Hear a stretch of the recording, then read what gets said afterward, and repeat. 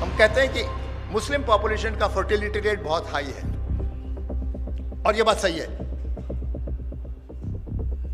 यह बात सही है कि मुस्लिम फर्टिलिटी रेट इस वक्त शेड्यूल ट्राइब से अधिक है। लेकिन अगर आप पिछले 30 दशकों को देखें, 3 decades, Muslim fertility rate has declined maximally. अगर आप एक मुस्लिम लेडीज को एजुकेट करते हैं, उसका इंपैक्ट फर्टिलिटी रेट पर बहुत तेजी से पड़ता है। और प्रोजेक्शन में हमारा यह है कि 2047 तक there will be convergence in the fertility rate. इस वक्त तो थोड़ा डिफरेंट है। मेरी राकेश सिन्हा से बात हो रही थी। राकेश सिन्हा साहब राज्यसभा के जो मेंबर हैं, उन्होंने कहा कि हम कोई रिलीजियस भेदभाव नहीं करते, लेकिन उन्हीं जिलों में हम काम करेंगे जहां पर फर्टिलिटी रेट जो है वो 3 से ऊपर है। मैंने कहा 122 जिले हैं जहां फर्टिलिटी रेट 3 से अधिक है, वहां मुस्लिम पॉपुलेशन ज्यादा है। प्रेजेंट सिचुएशन ये है। लेकिन मैंने कहा ये आप अच्छा बात कर रहे हैं कि वहां पर आप फोकस कर रहे हैं, लेकिन फोकस कीजिए, फर्टिलिटी रेट घटता है, ये डिसेंसिटिव देने से नहीं है। आपको नौकरी नहीं मिलेगी अगर 3 बच्चे हैं। आप एजुकेशन दीजिए, हेल्थ दीजिए, बच्चों के इन्फेंट मोर्टेलिटी रेट को कम कीजिए। हमारा सारा अध्ययन ये बताता है कि अगर आप हेल्थ और एजुकेशन को अगर दुरुस्त करेंगे तो फर्टिलिटी रेट निश्चित रूप से घटेगी। फाइनल एक पॉइंट जो मैं बताना चाहता हूं कि जो आप प्राइमरी एजुकेशन से हायर सेकेंडरी एजुकेशन पे जाते हैं, देखिए यहाँ पर गैप कितना अधिक बढ़ जाता है। प्राइमरी एजुकेशन कोई गैप ज्यादा नहीं था, लेकिन यहाँ देखिए अदर रिलीजन का कितना हाई पार है और मुस्लिम का कम है। और सबसे बड़ी बात ये जो लाल वाला बक्सा है जो बताता है ओवर टाइम कैसे चेंज हो रहा है, वो चेंज भी कम है। ये निश्चित रूप से चिंता की बात है। मैं आपको ज्यादा स्लाइड्स नहीं दिखाना चाहता। जो सेकेंडरी एंड अबव एजुकेशन का है उसमें देखिए मुस्लिम का परसेंटेज कम है। अब हायर सेकेंडरी पर है, वहां भी मुस्लिम काफी कम है। और चेंज देखिए उसमें भी मुस्लिम का काफी कम आता है। प्रोफेशनल एजुकेशन, इंजीनियरिंग, डॉक्टर, हर चीज को मैंने देखा कि जहां आप हायर एजुकेशन पे जाते हैं तो डिप्रीवेशन मुस्लिम का ज्यादा है और ओवर चेंज ऑल्सो थोड़ा इंक्रीमेंट जो है वो कम है। फाइनल पॉइंट, मैं शायद थोड़ा ज्यादा वक्त ले रहा हूं, एक बात आपसे, एक मिथ्स को एड्रेस करना चाहता हूं। अक्सर लोग कहते हैं भाई मुस्लिम एजुकेशन कम है क्योंकि मुस्लिम लोग एजुकेशन को परवाह नहीं करते, बच्चों पे खर्चा नहीं करते, वो मदरसे में भेज देते हैं, उसके बाद में खर्चा नहीं होता। मैं इस हाइपोथेसिस को एग्जामिन करना चाहता हूं। मैं अपने भाषणबाजी लफाजी से मैं इसका जवाब नहीं देना चाहता। मैं इसका जवाब देना चाहता हूं नेशनल सैंपल सर्वे के आंकड़ों के साथ में। कितने % बच्चे जाते हैं मदरसों में? मदरसों का एक fundamental basic value based education होता है जिसका एक रोल है। लेकिन मैं समझता हूं कि मेरा एक स्टूडेंट परसों फोन किया, अवैध क्लार्क यूनिवर्सिटी में पढ़ा रहा है। उसने कहा मैं मदरसे में 5 साल रहा, लेकिन उसके बाद मुझे मौका मिला, मेरे अंकल ने मुझे एक दूसरी जगह पहुंचाया। लेकिन मदरसा एजुकेशन का फायदा तो मुझे अभी भी होता है, लेकिन अगर मैं वहां से नहीं निकल के आया होता, मैं आज अमेरिकन यूनिवर्सिटी में नहीं पढ़ा सकता था।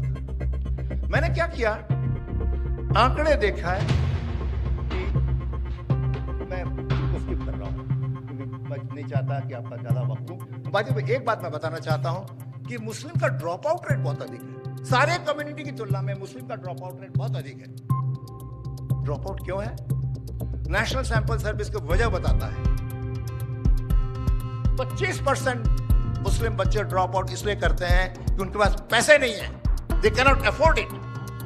और 21% हैं जो कहते हैं कि एजुकेशन रिलेवेंट नहीं है क्योंकि उनकी जो कारपेंट्री है, घर के जो ट्रेनिंग है, जो उनको जो ट्रेडिशनल एक्टिविटी है, वहां ज्यादा फायदा होता है। तो अगर उनका ड्रॉप आउट रेट अधिक है तो क्या करना चाहिए? हमें फेलोशिप बढ़ाना चाहिए उनके आमदनी के जरिए। अगर नहीं है, अदरवाइज वो बच्चा लेबर मार्केट में आ जाएगा।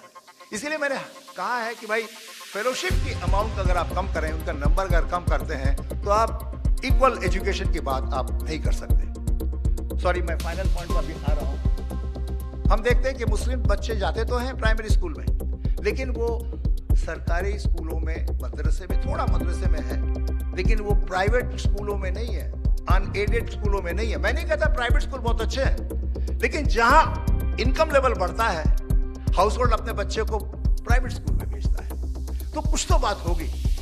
तो मैंने देखा कि percentage of Muslim children going to private school, unaided school at a higher level is very low compared to the non-Muslim population. तो इसका मतलब ये हुआ कि क्वालिटी ऑफ एजुकेशन में कुछ तो फर्क है, क्योंकि वो प्राइवेट एजुकेशन जो इंग्लिश मीडियम है, वैसे मीडियम से कोई फर्क पड़ता नहीं है।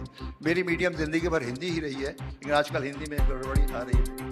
एक लास्ट स्लाइड मैं दिखाना चाहता हूँ, ये बहुत इंटरेस्टिंग है, आप प्लीज इसको ध्यान से देखिए। मैंने देखा अलग अलग एक्सपेंडिचर कैटेगरी में, इसमें रिलीजन नहीं है इन ए वे। सबसे लोएस्ट तबके में देखेंगे, एक बच्चे के ऊपर साल में 2200 रुपए खर्चा करता है, लोएस्ट सबसे 20% गरीब। मैं हिंदू मुस्लिम की बात नहीं कर रहा इसमें, जबकि हाईएस्ट एक्सपेंडिचर 2000 खर्चा करता है, जबकि 25,000 रुपए खर्चा करता है टॉप लेवल पे।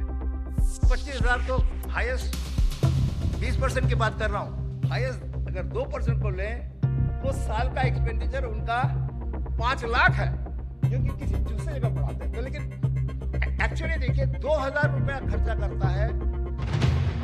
और मैंने सोचा कि मुस्लिम फैमिली क्या कम खर्चा करता है। अब उस फिगर को मैंने नेशनल सैंपल सर्वे का दिया हुआ है, 2216 है ऑल इंडिया, 2262 है मुस्लिम्स का। ये है elementary education. Higher secondary education में देखिए खर्चा निश्चित रूप से जो गरीब हाउस होल्ड है वो कम करता है, अमीर हाउस होल्ड ज्यादा करता है। ये तो सही है, लेकिन ये हिंदू और मुसलमान दोनों के लिए सही है। मुझे कहीं एविडेंस नहीं मिला। अब देखिए लाल फिगर जो है वो मुस्लिम्स के लिए है, 2017-18 का फिगर है। तो ये कहना कि मुस्लिम पेरेंट्स अपने बच्चों को हायर लेवल पे नहीं पढ़ाना चाहते, खर्चा नहीं करना चाहते, एटलीस्ट ऑफिशियल डेटा ये नहीं कहता है हर लेवल पे जितना एवरेज खर्चा हिंदू हाउस होल्ड करता है, शेड्यूल ट्राइब हाउस होल्ड करता है, उतना ही खर्चा मुस्लिम हाउस होल्ड करता है। ये मैं सिर्फ कोशिश करता हूं, मैंने ये मिशन लिया हुआ है कि जब कभी मिथ्स स्प्रेड किए जाएंगे, गलत आइडिया स्प्रेड किए जाएंगे। अभी प्राइम मिनिस्टर एडवाइजरी कमीशन से एक पेपर आया कि भाई बेनिफिट आफ्टर 2014 टू 2019 सबसे ज्यादा मुसलमानों को हुआ है, ड्रिंकिंग वाटर, सैनिटेशन में, एलपीजी में, इलेक्ट्रिसिटी में। बेनिफिट सबको हुआ है, लेकिन ज्यादा फायदा मुसलमानों को हुआ है। इस पेपर के जवाब में मैंने एक पेपर लिखा, मैंने बताया कि आपकी मेथोडोलॉजी गड़बड़ है, उसमें क्वेश्चनेबल है, और मैंने देखा कि 2 चीजों में निश्चित रूप से फायदा ज्यादा हुआ है, वो एलपीजी में है और टॉयलेट्स में है। क्योंकि टॉयलेट्स के बारे में मुस्लिम कम्युनिटी में अवेयरनेस है, वो जल्दी चाहते हैं प्राइवेसी की वजह से, लेकिन बाकी 2 चीजों में सही है। तो situation is not black and white. ऐसा नहीं है कि बहुत कुछ भी फायदा नहीं हुआ बेसिक कम्युनिटीज में। जो प्राइम मिनिस्टर एडवाइजरी कमेटी ने कहा है कि हर चीज में मुसलमान को सबसे ज्यादा बेनिफिट हुआ है, ये थोड़ा एग्जैजरेशन है। हमने बताया कि भाई थोड़ा मॉडेस्ट रहिए, अपने अचीवमेंट को सही ढंग से करिए। मैं स्वच्छ भारत कमेटी का आखिरी सेंटेंस में कह रहा हूँ, स्वच्छ भारत मिशन का मैं चेयरमैन था। लोगों ने पूछा कि भाई आप तो सरकार से बहुत ज्यादा एग्री नहीं करते, कैसे सरकार में जा रहे हैं? मैंने कहा मैं सरकार के तो खिलाफ हूं ना अगेंस्ट में, मैं सरकार को मदद करना चाहता हूं, और यही हमारा वक्त, ये हमारी कोशिश होनी चाहिए। जब हमने बताया कि एसबीएम टॉयलेट फैसिलिटीज 39% से 86% हो गया है, हमारी कमेटी ने बताया, हमने कहा बहुत अच्छा अचीवमेंट है ये बीजेपी गवर्नमेंट का।